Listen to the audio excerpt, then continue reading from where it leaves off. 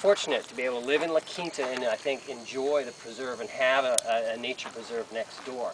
What we're going to have here are, of course, what we obviously see is the desert next to the neighborhood, or suburban, irrigated, planted kind of thing. So you get this juxtaposition here. A lot of the desert birds will go into the neighborhood. Some of them won't. They'll just ride on the cusp, which is what we're going to walk right here.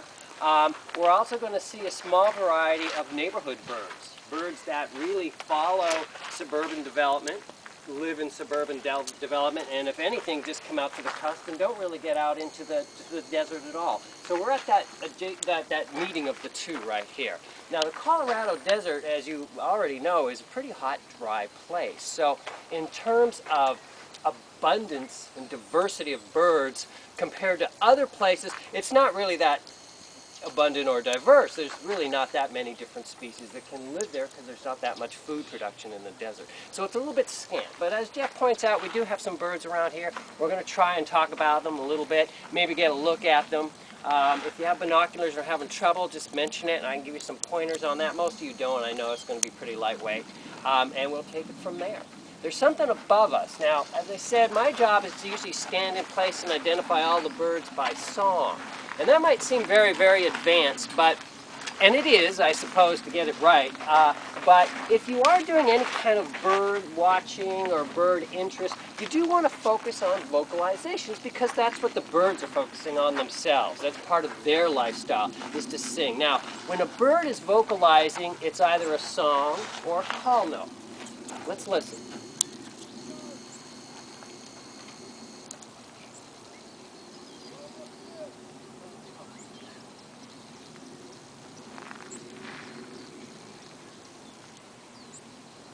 I'm getting about 3 or 4, but they're far. Mockingbirds are over there, and there's a group of our winter resident sparrows also singing over there. Let me go back to the song and the call. Songs are usually sung by the male.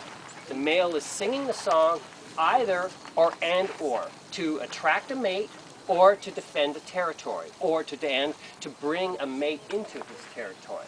So he's singing for the girl, and he's singing to the other guys to say, hey, this is my bit. And he's also singing to the girl to say, this is me and this is my bit, because he's advertising himself and his territory, because she wants to be mated with a male who has a good song, is attractive, so that her offspring will be attractive, and also has a good territory so that her nest will be well provisioned.